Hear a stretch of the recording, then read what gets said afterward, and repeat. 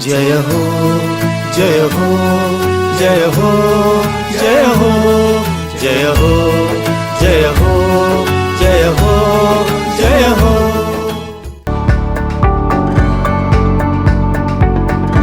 Hello and welcome you to an interesting conversation with one of the SHOs of Delhi Police. Currently, he is one of the most talked about SHOs who has garnered lot of love, appreciation, warmth from the people of Sabzi Mandi area. He recently got transferred from the post of SHO Sabzi Mandi. The reason we are talking to him is that he has changed the whole narrative of SHOs in Delhi Police. He actually changed the way people think about police. People got to connect with him. People have even connected with him at a level where they have come forward to celebrate their kids' birthdays at the police station. Sabzi Mandi has a history attached to it that we talked to him about, and he is one of the officers who has garnered that kind of love which is unheard of, where people were crying, hugging him, offering him guardians, and literally hugging him when he was given a farewell at the Sabzi Mandi police station. He is an officer of 1997 batch, a native of Bihar, Sitamarhi district. He cracked the police services exam and came to Delhi, and thus began his journey here in Delhi Police, from getting his postings in crime branch to special cell to AITS and at various other police stations. He has carved a whole niche for himself. And also to add, he's a singer and he sings beautifully, and he's sung many songs for Delhi Police, many jingles and many more such creative works. Thank you so much for talking to us today. Thank you, And Jiven. please take us through your journey. How did you begin your whole journey in police? आपके childhood and आपकी policing के बारे में कुछ बताइए। जी, thank you आपको और सभी दर्शकों को मेरा नमस्कार। जैसा आपने बताया, मैं बिहार में सीतामढ़ी डिस्ट्रिक्ट से बिलोंग करता हूँ। ग्रेजुएशन करने के बाद मैंने फिजिक्स ऑनर्स किया था। उसके बाद मैं दिल्ली आया और स्टाफ सिलेक्शन कमीशन का मैंने एग्जाम दिया था। ईश्वर की कृपा थी कि फर्स्ट अटेम्प्ट में मेरा सिलेक्शन हुआ और मेरा चाइल्डहुड ड्रीम था पुलिस ऑफिसर बनना और इंस्पेक्टर बनना। तो ईश्वर की बड़ी असीम अनुकंपा है कि मेरा वो सपना पूरा हुआ और दिल्ली पुलिस जैसे ऑर्गेनाइजेशन का हिस्सा बनने का मौका मिला, ये मेरे गर्व का विषय है। और 97 से जो जर्नी शुरू हुई थी वो आज तक चलती आई है। सर आपसे ये पूछेंगे कि बचपन में ऐसा क्या थॉट था दैट यू हैड जो आपने सोचा आपको पुलिस ऑफिसर बनना है? मुझे लगा ये दो पहलू थे जिसने मुझे ड्राइव किया पुलिस सर्विस की तरफ। एक तो बिहार की सोसाइटी का जो रूप था, एक फ्यूडलिस्टिक सोसाइटी है जहां पावर के प्रति लोगों में एक खिंचाव है। और आप बिहार के अगर पॉलिटिकल सेटअप से या सोशल सेटअप से अवेयर होंगी तो एक दौर था बिहार में जब पॉलिटिकली बहुत ज्यादा अनस्टेबल माहौल था, सोसाइटी में कॉन्फ्लिक्ट्स बहुत ज्यादा थे। तो पुलिस सर्विस एक नेचुरल अट्रैक्शन था हम लोगों के लिए, जो हमारे जनरेशन के यूथ थे। दूसरा, मेरी हमेशा से जो मैंने परिवार में माहौल देखा, सेवा की भावना हमेशा रही मेरे फैमिली में। और मैंने अमिताभ बच्चन साहब की एक मूवी देखी थी परवरिश, उसमें इंस्पेक्टर बने हुए हैं, तो मुझे सबसे ज्यादा जो विजुअल रूप में प्रेरणा मिली तो वो उस मूवी से मिली थी। और मैं एक रिलेटिव भी हैं जो जिन्होंने बिहार पुलिस में सक्सेस पाई थी और सब इंस्पेक्टर अपॉइंट हुए थे। तो मेरा बचपन से ये विजन था कि मैं ग्राउंड लेवल पे रह के पुलिसिंग करूं। एक ही सपना देखा कि मुझे इंस्पेक्टर बनना है और वो कहीं ना कहीं अमिताभ बच्चन साहब से प्रेरित था। तो मैंने दिल्ली में एग्जाम दिया और मैं खुशकिस्मत था कि मेरा सपना पूरा हुआ। जी। सर आपने जैसे शुरू किया एज यंग ऑफिसर, आपने शुरू किया होगा, आपके बहुत से पोस्टिंग्स रहे, स्पेशल स्टाफ में थे, एटीएस में, क्राइम ब्रांच में थे। Sir till your journey to sabzi mandi, how was? देखिए, बड़ा फुलफिलिंग एक्सपीरियंस रहा है और बहुत सारी अच्छी यादें हैं मेरी दिल्ली पुलिस में। मेरी पहली पोस्टिंग जहांगीरपुरी थाने की थी, जो कि सन 2000 में थी। जहांगीरपुरी काफी क्राइम प्रोन एरिया है और अब तो जहांगीरपुरी 3 थानों में ऑलमोस्ट डिवाइड है। तो उस टाइम पे थाने का एरिया बहुत बड़ा हुआ करता था और काफी ज्यादा वहाँ हीनस क्राइम थे। तो शुरुआत के दिनों में मुझे बहुत अच्छा लर्निंग एक्सपीरियंस मिला जहांगीरपुरी की पोस्टिंग से। लोगों का प्यार भी बहुत मिला और एक मेमोरेबल एक्सपीरियंस है जो मैं आपके साथ शेयर करता हूँ। मेरे दादाजी लॉयर थे, अब इस दुनिया में नहीं है। हमारे लिए बहुत इंस्पायरिंग रहे उनका जीवन। जब मैं यहाँ से पहली पोस्टिंग के दौरान पहली बार छुट्टी लेके घर गया तो मेरे दादाजी ने पूछा, दरोगा जी आपने क्या कमाया? एक मुंशी प्रेमचंद की कहानी है, नमक का दरोगा। तो उन्होंने मुझे उसी से मिलता जुलता कुछ सवाल था, तो उन्होंने मुझसे पूछा क्या कमाया? तो मैंने उनको कहा कि दादाजी, जब मेरा अभी ट्रांसफर हुआ जहांगीरपुरी से, तो कई गरीब लोग थे जो आए थे थाने में, उनकी आंखों में आंसू था। तो मैंने कहा मेरी यही कमाई थी। तो इतने खुश हुए, उन्होंने गले से लगाया। मैंने कहा कि फिर पुलिस में जाना तुम्हारा सार्थक हो गया और मुझे फक्र है। क्योंकि पुलिस वाले के लिए लोग आंसू नहीं बहाते, पुलिस वालों को बददुआएं मिलती हैं, बुराइयां मिलती हैं, शिकायतें मिलती हैं। तो जहांगीरपुर से जो जर्नी शुरू हुई थी वो बहुत ही मेरे लिए संतोषजनक रहा। दिल्ली पुलिस के ऑलमोस्ट सभी अच्छे विंग से मुझे काम करने का मौका मिला। Crime branch, special cell, ATS, special staff, narcotic cell, IFSO, ये सारी स्पेशलाइज्ड एजेंसी हैं दिल्ली पुलिस की। और मैं अपने सीनियर्स का थैंकफुल हूँ कि उन्होंने मुझे लायक समझा, मुझे मौका दिया और मैंने कोशिश की कि जहां भी रहूं अपनी वर्किंग अच्छी रखूं और जो मैंने आदर्श अपने परिवार से, अपने संस्कृति से, अपने देश से, अपने धर्म से सीखा है, उनको जमीन पे उतारूं। बिल्कुल सही कहा सर आपने। सर, स्पीकिंग ऑफ सब्जी मंडी हिस्टोरिक पुलिस जी, स्टेशन है। बिल्कुल। इसके बारे में थोड़ा सा हमें ब्रीफ में बताइए। बिल्कुल, बिल्कुल। मैंने जब ज्वाइन किया था सब्जी मंडी, तो ये एक डेस्टिनी कॉल थी कि मेरी पोस्टिंग यहाँ हुई। मुझे थोड़ा लगाव है हिस्ट्री पढ़ने का, हालांकि मैं फिजिक्स ऑनर्स का स्टूडेंट रहा हूँ। तो पढ़ने के दौरान मैंने देखा कि ये थाना पहला था जो अंग्रेजों ने 1861 में, जब इंडियन पुलिस एक्ट बना था, जी, उस टाइम में थाना यहाँ स्टेब्लिश किया गया, जी, 18 अक्टूबर 1861 को। ओके, और अगले 2 महीनों में ये दिल्ली में 5 थाने बने थे। 2023 में इसका 162वां साल थाने का पूरा हो रहा था। तो हमने थाने का बर्थडे सेलिब्रेट किया। जी, 162 केक बनवाए हमने और उसमें हमारे डीसीपी सर हमारे चीफ गेस्ट थे और सब्जी मंडी की जनरल पब्लिक उस दिन आई थी। बहुत उत्साह था लोगों में, क्योंकि मैक्सिमम लोगों को ये चीज पता नहीं थी। तो एक गर्व का एहसास होता है कि हम उस एरिया में हैं जहाँ पहला थाना स्थापित हुआ था और वो सेलिब्रेशन मेमोरेबल रहा। और सेलिब्रेशन के वीडियो बहुत सारे लोगों ने देखे। तो हिस्टोरिक थाना है और हमने कोशिश की कि उस हिस्ट्री को जिंदा रखें और जो पुलिस से लोगों की उम्मीद होती है उस पर खरे उतरे। Right, right.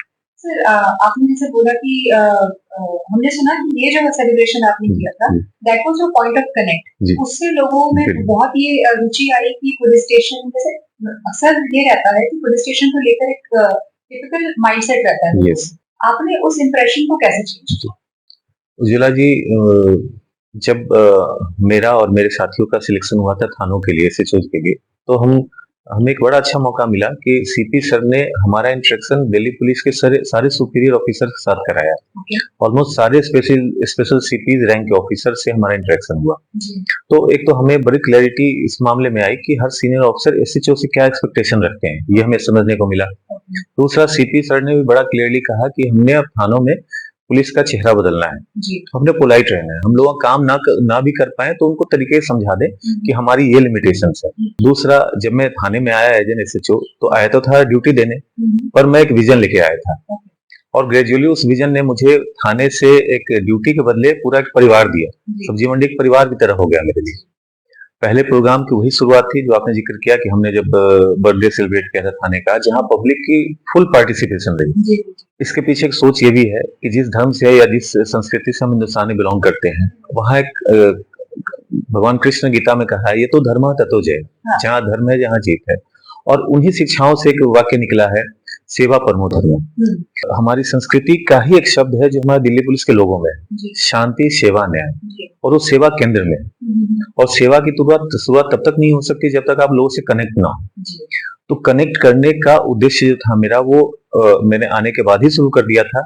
लेकिन आपने जैसा ठीक कहा कि मास लेवल पे या बड़े लेवल पे पहला प्रोग्राम वो था जहां से जन्मदिन के दिन हमने लोगों से इंटरेक्शन शुरू किया। नॉर्मली पुलिस को लेकर लोगों में एक हेजिटेशन या नेचर रहती है, डर भी रहता है। तो इसको बदलने में आपने क्या स्टेप्स लिए?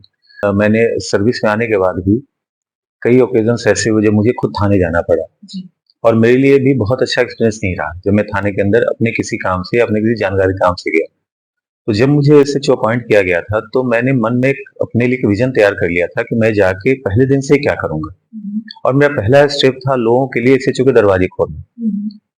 बहुत सारे ऐसे मौके आते हैं जहां हमारे IOs इतने मैं कॉम्पिटेंट तो नहीं कहूंगा, शायद इतने एक्सपर्ट नहीं होते या कहीं काम की वजह से उनमें एक ऐसी टेंडेंसी हो जाती है कि हम बस मुद्दों को टाल दें या लोगों को बस टेकन फॉर ग्रांटेड लेके थाने से किसी तरह से विदा कर दें। मैंने उस टेंडेंसी को बदलने की कोशिश की और मैक्सिमम इंटरेक्शन रखा पुलिस से। अपने ड्यूटी ऑफिसर को, अपने स्टाफ को बड़े ही साफ शब्दों में कहा कि मुझे 24 घंटे मैं अवेलेबल हूँ थाने में, मुझे किसी से मिलने में कोई आपत्ति नहीं, कोई हिचक नहीं। वो हर कंप्लेनेंट जो मेरे से मिलना चाहता है मुझसे मिलवाएं, जो आपसे नहीं सेटिस्फाई हो पाता है उसको मेरे पास लेके आए, ताकि हमारे थाने से बाहर निकलने वाला हर आदमी, अगर हम उसकी मदद कर सकते हैं तो यहाँ से मदद लेके जाए। हम नहीं कर सकते हैं, हमारे पावर्स में नहीं, तो हम उसको डिसेंटली समझा देंगे, और हम कर सकते हैं तो उसको यहाँ से उसकी उम्मीदों को पूरा करके ही भेजेंगे। इसका बहुत बड़ा फर्क पड़ा। दूसरा स्टेप मैंने लिया, अपने नंबर को शेयर करना। मैं जहां भी जिस गली मोहल्ले में पेट्रोलिंग के दौरान जाता था या कोई पब्लिक मीटिंग होती थी, मैं अपना नंबर पब्लिक में खुले मन से शेयर करता था। आपको कोई समस्या हो आप डायरेक्ट मुझे कहें, पीसीआर को कॉल कम से कम करें, पीसीआर इमरजेंसी सर्विस है, कभी एक्सीडेंट विक्टिम या किसी हीनस क्राइम के लिए है, आप उसको कम से कम इन्वॉल्व रखें और मुझे बताएं। छोटी समस्याएं जैसे गली में लड़कों का इकट्ठा होना, रात को 4 लड़के गली में शराब पी रहे हैं, कोई जुआ खेल रहा है, ऐसी कॉल्स के लिए अगर हम सरप्राइज विजिट करें तो ज्यादा इंपैक्ट डालती है। राधे रंगी पीसीआर सायरन बजाती आई, लड़के भाग जाते हैं। तो लोगों ने मुझे एसएमएस करना शुरू किया, कॉल करना शुरू किया, और जब हमारा रिस्पांस हुआ तो लोगों ने कनेक्टिविटी बना ली, बढ़ गई। उनको लगा कि पुलिस रिस्पांस देती है, सिर्फ कहने की बातें नहीं। थानों में मीटिंग कर लेते हैं, पब्लिक चली जाती है, but the end of the day उनको क्या मिलता है? वो रिस्पांस ही तो चाहते हैं। और हमारे प्रधानमंत्री जी का विजन है जो स्मार्ट पुलिसिंग का है, उसमें आर रिलायबल और रिस्पॉन्सिव पुलिसिंग के लिए ही है। तो हमने उन गुणों को अपनाना शुरू किया, स्ट्रिक्ट भी रहे, साथ में हम सेंसिटिव भी रहे। जो स्मार्ट पुलिसिंग का पहला लेटर है एस, जो हमारी स्ट्रिक्टनेस और हमारी सेंसिटिविटी को बताता है। तो फिर दिल्ली पुलिस का हमारा स्लोगन है, मैं इन चीजों को कोशिश की हर दिन अपनी वर्किंग में अपने दिमाग में याद रखूं कि मैं कुर्सी पे बैठा हूं तो मैं करने क्या आया हूं। हमारा स्लोगन है सेवा, शांति, सेवा, न्याय। तो हमने सेवा से शुरुआत की लोगों की। हम अगर झुकेंगे तो लोग हमारे पास आएंगे। पुलिस का डर तब खत्म होगा जब लोगों से कम्युनिकेट करेंगे और उनको लगेगा कि हमारी बात सुनता है, ये हमारी बात समझता है। और इसमें मुझे बहुत अच्छी सफलता मिली। हालात तो ये हो गए थे कि लोग ड्यूटी ऑफिसर के पास भी नहीं रुकते थे, सीधा मेरे कमरे में आते थे। तो कई बार स्टाफ भी कहता था कि सर हम आपके जाने के बाद तो पब्लिक ने हमें तो कुछ पूछना ही नहीं, आज भी नहीं पूछ रहे, बाद में भी नहीं पूछेंगे। पर ये अच्छी जीत थी, एक मजाक वाली बात थी। लोगों की एक्सेसिबिलिटी बढ़ी, और बढ़ने की मतलब वो एक्सटेंट यहाँ तक पहुंच गई कि बच्चे तक शाम को आ जाते थे थाने में। महिलाएं जब कहीं मंदिर में कोई पूजा होती थी तो मुझे फोन आता था पंडित जी का कि माताएं बहनें आपको बुला रही हैं। मैं उसमें मेरे संगीत का भी बड़ा योगदान था। मैं भजन गा भी लेता हूँ, फिल्मी गीत भी गा लेता हूँ, लिख भी लेता हूँ। बहुत सारे भजन मैंने लिखे हैं। मौके मिले जहाँ मैंने प्रवचन भी दिया और हर कम्युनिटी के बीच गया, चाहे मुस्लिम कम्युनिटी हो, क्रिश्चियन कम्युनिटी हो, सबके बीच उतना ही अच्छा तालमेल रहा। और सिर्फ ओपननेस की वजह से, एक जो बैरियर था पुलिस को लेके कि पुलिस वाले खड़ूस होते हैं, ओपन अप नहीं होते हैं या हमसे दूर कटे कटे रहते हैं, उस चीज को मैंने खत्म करने की कोशिश की। और जैसा आपने कहा कि जाते टाइम लोगों की आंखों में आंसू थे और लोग भावुक थे या लोग आए थे, वो उसी एक एक्सेसिबल होने का परिणाम था। तो हमने अक्सर कभी भी ऐसा हमने एटलीस्ट रीसेंट टाइम्स में तो कहीं नहीं देखा दिल्ली में, और या फिर I can say outside Delhi also, जहाँ पर आपके कोई police officer of any rank जो वहां से ट्रांसफर आउट होके जा रहा है, तो लोग इतने भावुक हो रहे हैं, रो रहे हैं, उसमें गले लगा रहे हैं, और वो चाहते नहीं है, they don't want to let go of their officer. So ये जो प्यार आपने कमाया, उसकी नींव आपने कैसे रखी? Just by connecting to them, और was it you winning their trust? Ujjwala ji, थाना एक केंद्र है टेंशन का। हम पुलिस वाले सारे टेंशन में होते हैं, जो पब्लिक थाने के अंदर आती है वो भी टेंशन में आती है। तो पॉजिटिव तो कोई नहीं होता, वो भी एक खास मूड में आ रहे हैं, हम भी एक खास मूड में बैठे हैं। एक समस्या लेके गया है, दूसरा आ रहा है, वो भी टेंशन देने आ रहा है। तो हमने इसको थोड़ा इजी वे में लेना शुरू किया। लोगों को कंफर्ट देने के लिए, लोगों को आते ही जहां तक हो सके कोई ज्यादा टेंशन दिख रहा है तो उसको पहले कमरे में बिठा के पानी पिलाना है, चाय पूछ लेना है। आदमी का टेम्परेचर डाउन हो जाता है, जब उसको लगता है कि हाँ उसकी बात कोई सुनने वाला बैठा है तो चीजें बदलती हैं। फिर हमने कोशिश की सोसाइटी को एज ए होल इन्वॉल्व करें। उसमें सफलता कैसे मिली कि हमने बहुत सारी एक्टिविटी चलाई, हेल्थ चेकअप कैंप चलाया, बच्चों के लिए चौपाल चलाया, जो महिलाएं हैं, माताएं बहनें हैं, उनके लिए सेल्फ डिफेंस क्लासेस चलाए, जहां मुझे अलग अलग लेवल पे इंटरेक्ट करने का मौका मिला। इवन पूजा पंडालों में हमने सेल्फ डिफेंस के क्लासेस चलाए। तो जब आप समाज के हर वर्ग से जाके जुड़ेंगे, चाहे झुग्गी झोपड़ी हो, वहां पेट्रोलिंग के लिए जाने के बाद वहीं कुर्सी डाल के बैठ के लोगों को इकट्ठा कर लिया, उनसे डायरेक्ट बात करना, उनकी समस्याएं सुनना, और जो रिहर्सल वहां पे हो सकता है वो हाथ क्या तो वहीं कराना। तो फर्क पड़ा रिस्पॉन्सिव होने से। और जैसा मैं फिर रिपीट करूंगा कि मेरे मन में हर दिन जो दिल्ली पुलिस का मोटो है वो कभी हटा नहीं मेरे मन से, कि शांति, सेवा, न्याय स्थापित करने ही मैं यहाँ आया हूँ, मेरा और कोई रोल नहीं। और पुलिस का काम है एक रिफॉर्मेटिव अप्रोच वाला, ना कि डिक्टेटर वाला। समाज को उन्हें रिफॉर्म करना है। हमारे पास कानून है, कानून में बदलाव भी होते रहेंगे, हम एक्शन भी लेते रहेंगे, पर अल्टीमेटली सिर्फ एक्शन से चीजें नहीं बदलनी, बदलेंगी रिफॉर्म लाने से। और लोग बदलते हैं, मेरा अपना 2 साल का एक्सपीरियंस है, क्रिमिनल भी बदलता है अगर उसको ये विश्वास हो जाए कि पुलिस वाला मेरे साथ गलत नहीं करेगा, मुझे एक्सप्लॉइट नहीं करेगा। कई बार क्रिमिनल क्या सोचता है कि पुलिस बंद करेगी तो भी अपने फायदे के लिए करेगी, छोड़ेगी तो भी अपने फायदे के लिए छोड़ेगी। तो हमने उसके अंदर से ये डर हटाया, कि ये मिसकंसेप्शन भी हटाया, फिर लोगों से दिल से जुड़े। डीसी है, उसको भी थाने बुलाया, थाने बुला के उसके बच्चों का हाल पूछा, उसकी पत्नी का पूछा, उसके रोजी के बारे में पूछा, यहाँ तक कहा कि कहीं अगर तुम क्राइम छोड़ते हो, कहीं तुमको रेडी लगाना है, कोई दुकान खोलना है, उसमें कहीं एमसीडी से मदद हो सकती है, पुलिस से मदद हो सकती है, तो वो सब भी हम करने को तैयार है। मतलब पुलिस, हमारा काम थाने को हर पॉजिटिव एक्टिविटी का केंद्र बनाना था। ये विजन मेरा बिल्कुल क्लियर था। वो पॉजिटिविटी हेल्थ के थ्रू हो सकती है, वो लॉ के बारे में लेक्चर से हो सकती है, वो धर्म के बातों को समझाने से हो सकती है, वो कीर्तन से हो सकती है, वो राष्ट्र के नायकों के बारे में बताने से हो सकती है। बेसिकली आपने वेरियस तरीके देखे जो आपको लोगों तक कनेक्ट करे एग्जैक्टली, और इस लेवल पे कनेक्ट करे कि वो चेंज और वो रिफॉर्म आप लाने में सक्सेसफुल। बिल्कुल बिल्कुल। राइट।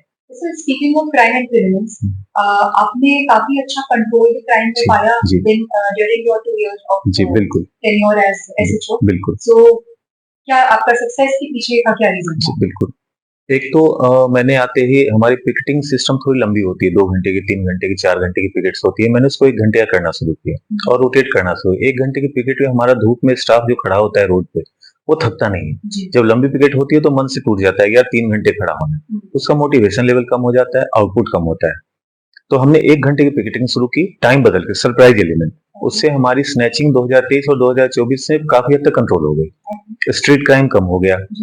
2024 में एक भी रॉबरी नहीं हुई पूरे साल। 2025 में अप टू मेरे यहाँ रिलीविंग के दिन तक कोई रॉबरी नहीं है। 2023 में एक रॉबरी हुई थी, वो भी तब जब मैं छुट्टी पे था। तो हमारे लिए एक बहुत बड़ी सफलता थी कि जहां हमारे थाने के आसपास के नेबरिंग हर पुलिस स्टेशन में बड़ी बड़ी रॉबरीज हुई कैश की, वहां सब्जी मंडी में एक भी कैश की रॉबरी नहीं। फिर उसके बाद हमारे किसी भी दुकान में, हमारे यहाँ बहुत बड़ा ज्वेलरी मार्केट है, ज्वेलरी, किसी भी ज्वेलरी शॉप में कोई बहुत बड़ी बर्गलरी नहीं हुई। ये भी हमारे लिए बहुत संतोषजनक की बात थी। उसके बाद हमारे यहाँ सब्जी मंडी 2 बड़े गैंग थे जो बहुत बड़ा सरदर्द थी इस एरिया के लिए, और जिनके बारे में पुलिस हेडक्वार्टर लेवल तक सीनियर ऑफिसर्स को पता था।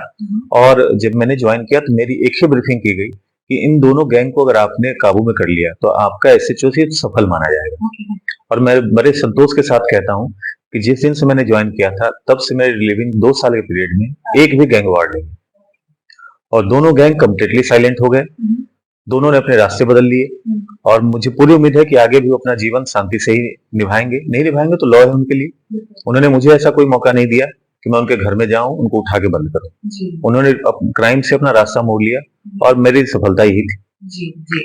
तो आपको जो एक ब्रीफ दिया गया था स्टार्टिंग एज एसएचओ, आपने उससे 2 और अदर आई थिंक 10 स्टेप्स ज्यादा आपने वहां पर वर्क किया ताकि वो चेंज आए। तो आपको एक चीज आपसे जरूर पूछना चाहेंगे कि क्या लोगों का ट्रस्ट विन करना और उनसे कनेक्ट होना, क्या ये दिल्ली पुलिस को एट द लेवल ऑफ सब इंस्पेक्टर्स, क्या ये दिल्ली पुलिस को हेल्प करेगा in achieving their targets across the city, not just in one police station? बिल्कुल।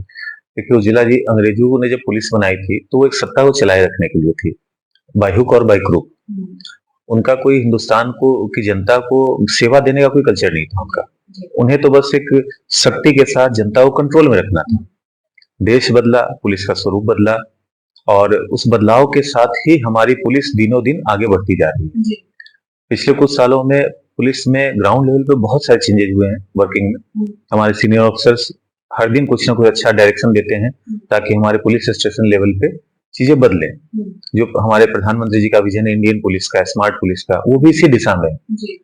मैंने एज ए एसएचओ हर दिन उन चीजों को ध्यान में रखा कि हमारे सीनियर्स का या हमारे पीएम साहब का, हमारी संस्कृति का, मेरे संस्कारों का क्या योगदान है मेरी पुलिसिंग में।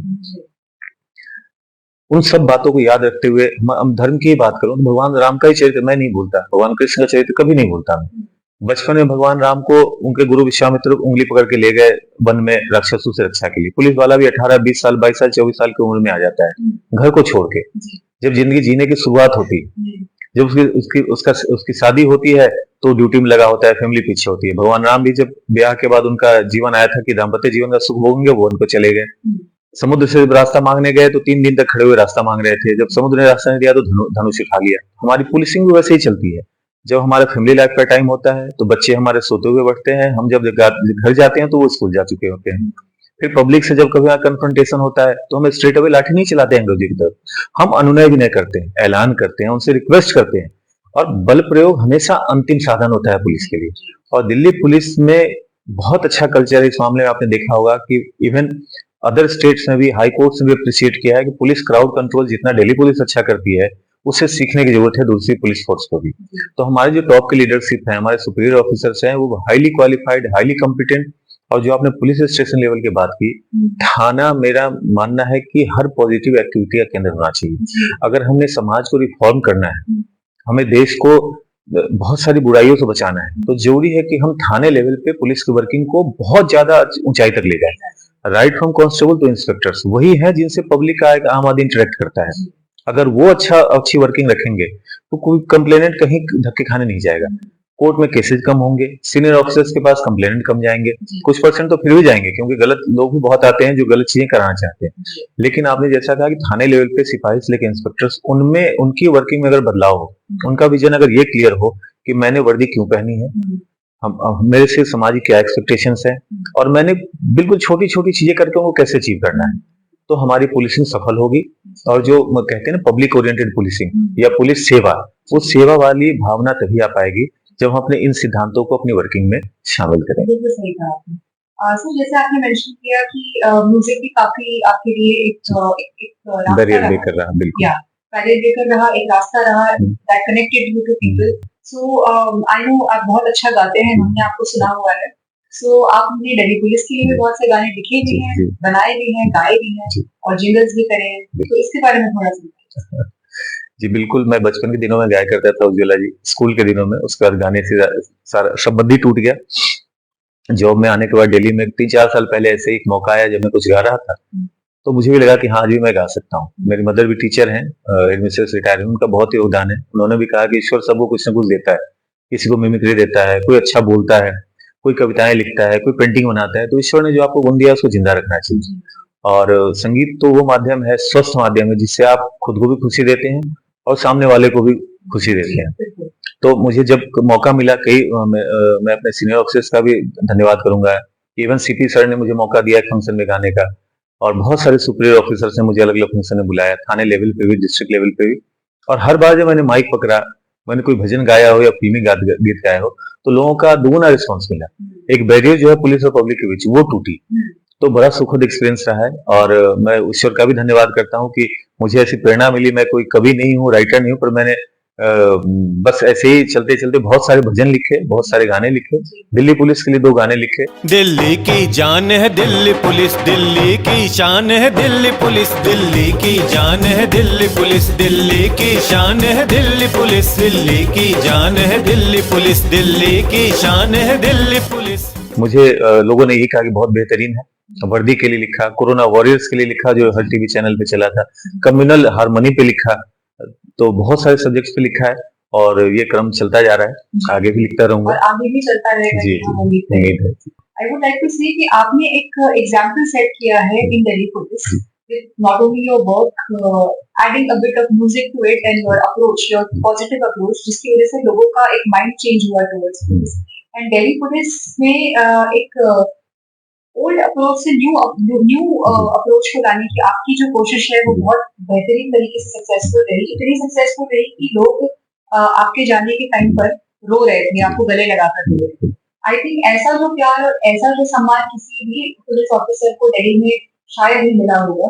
और ऐसा प्यार और ऐसा ट्रस्ट कमाने के लिए आपने बहुत हद तक मेहनत करी और उनसे कनेक्ट हुए, एंड मोस्ट इम्पोर्टेंटली लोगों का दिल जीता और उनसे कनेक्शन बनाया, विच इज समथिंग जो दिल्ली पुलिस को बहुत, दिल्ली पुलिस में एक एग्जाम्पल के तौर पर सेट हुआ है। सर एक और चीज आपसे पूछना चाहेंगे कि आपने मेंशन किया कि हमें जानने में आया था कि बच्चे भी वहाँ अपना बर्थडे सेलिब्रेट करने आते थे।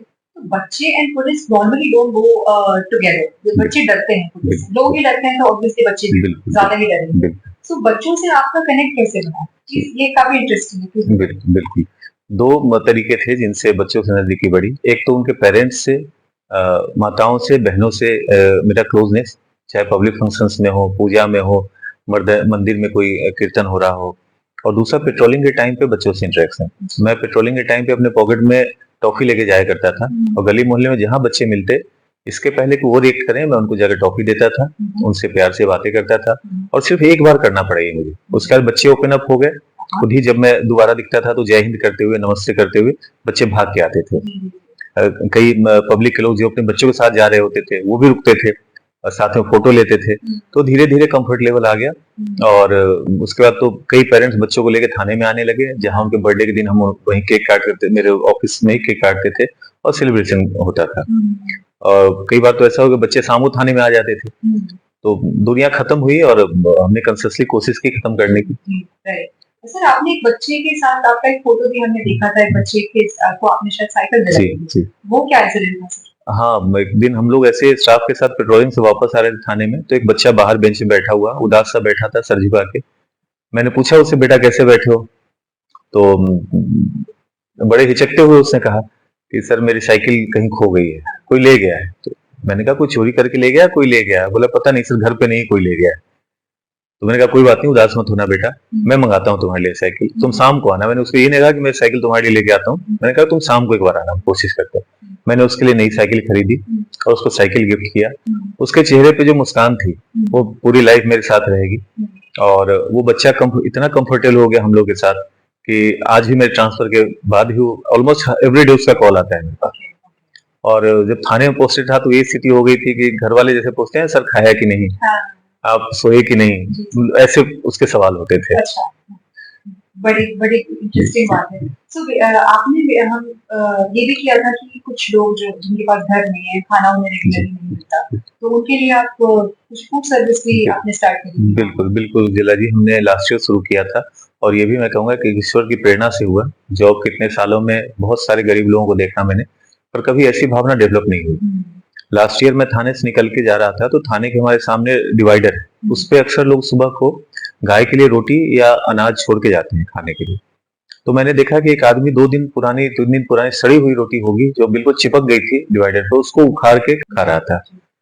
उसको देखने के बाद मन में प्रेरणा हुआ कि नहीं, हम तो 5-10 टाइम खाते हैं, दुनिया हमारे लिए फ्रूट लेके आती है, कोई मिठाई लेके आती है, ये हमारे जैसे ही लोग हैं जिन्हें 2 रोटी नसीब नहीं। मैंने उस दिन सोचा कि इनके लिए कुछ करना है। मैंने 1-2 दोस्तों से अपने जिक्र किया जो सब्जी मंडी के ही रहने वाले हैं, और उन सब ने मेरा उत्साह बढ़ाया। सबने कहा सर आप करो, हमारा जो सहयोग होगा हम सब करेंगे। तो एक श्री राम सेवा संस्थान है, उसके अंदर हमने राम रसोई की शुरुआत की। और पिछले 1 साल से ऑलमोस्ट ज्यादा का टाइम हो गया, और डेली 12 बजे दिन में 200-250 लोगों को वहाँ खाना खिलाया जाता है। और आप कभी आएंगे, आप देखेंगे उन गरीबों के चेहरे पे मुस्कान, आपको लगेगा कि जो हमारे संस्कृति कहती है ना, सेवा परमो धर्म, वो यही है।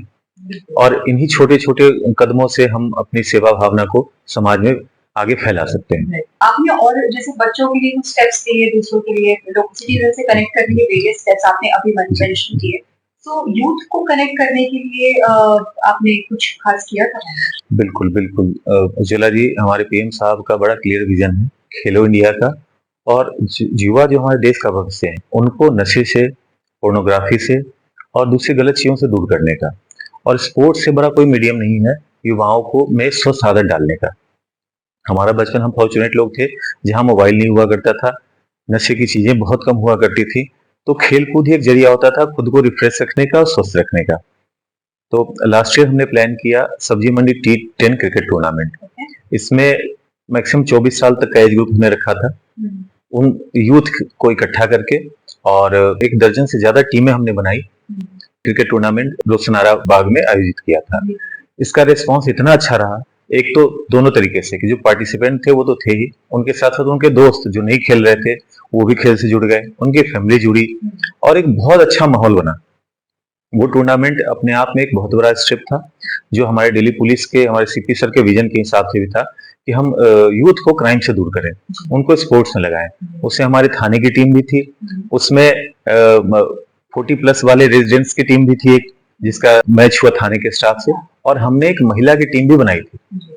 महिलाओं और गर्ल्स थी, एज ग्रुप वही था 24-25 साल का। उन्होंने भी इस टूर्नामेंट में पार्टिसिपेट किया और बॉयज के साथ कंप्लीट किया। तो बड़ा ही हेल्दी टूर्नामेंट था ये, और इसका मैसेज समाज में बहुत अच्छा गया। यूथ को कनेक्ट करने में इस टूर्नामेंट ने बहुत बड़ा रोल प्ले किया। And I think youth को कनेक्ट करने में और साथ में उनके अंदर एक पॉजिटिव मैसेज भी। एग्जैक्टली, पुलिस को लेकर। And you can see there are very few people who have their heart in place, and especially those who are in police. So these are one of some very rare cases and very rare people that you will find in police who think so much for the citizens around them, like buying a cycle or running a food service for them, or even walking that extra mile to connect with them, connect with the citizens and make a place in their heart.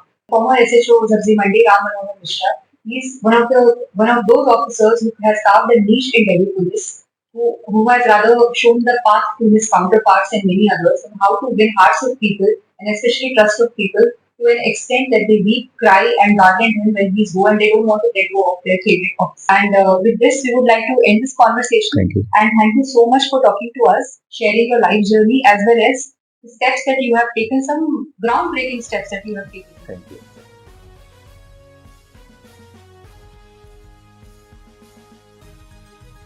जैसे कि आप सभी जानते हैं कि हमारे सब्जी मंडी क्षेत्र का थाना लगता है, जिसके इंस्पेक्टर राम मनोहर मिश्रा जी थे, जो कि बहुत ही एक अच्छे और उम्दा इंस्पेक्टर थे, जिन्होंने सभी धर्म के लोगों को एकजुट करके एक साथ करके लेके चले। आप जबकि वो हमारे इस क्षेत्र से जा रहे हैं तो हमारे को बहुत ही दुख हो रहा है। राम मनोहर मिश्रा, जिनका हाल ही में भी हमारे क्षेत्र के सब्जी मंडी थाने से ट्रांसफर हो गया। राम मनोहर मिश्रा जी के ट्रांसफर से पूरे क्षेत्र की जनता एक बहुत दुख के अंदर, क्योंकि उनके जैसा पुलिस अधिकारी ना तो आज तक इस क्षेत्र में आया है, ना ही आने वाले समय में मुझे लगता है कि आ पाएगा। मेरी 24 साल की उम्र में मैंने कोई पहला ऐसा पुलिस अधिकारी देखा है जिसने पब्लिक और पुलिस के बीच का एक भेद कम करा। सबसे पहले तो दूसरी बात, क्षेत्र की महिलाएं आज उनके होते हुए, जब तक वो इस थाने में थे, क्षेत्र की महिलाएं अपने आप को इतना सेफ फील करती थी और हमारे क्षेत्र का जो क्राइम रेट था बिल्कुल जीरो। और राम मनोहर मिश्रा जी की तो जितनी तारीफ करी जाए वो सब कम है। मनोहर मिश्रा जी के बारे में जितना भी कहा जाए बहुत कम शब्द पड़ जाएंगे, उनकी जितनी भी तारीफ की जाए थोड़ी है।